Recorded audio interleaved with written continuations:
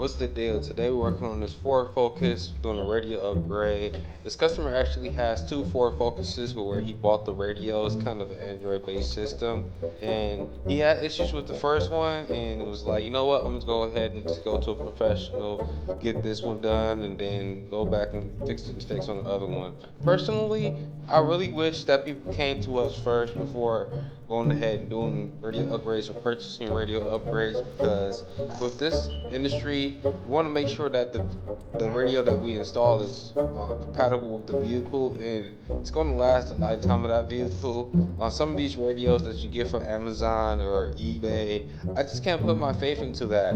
I'd rather just go with a trusted brand at the end of the day, because with trusted brands, you're going to get good quality vendors who been in the industry, know cars, know how to interface with these vehicles.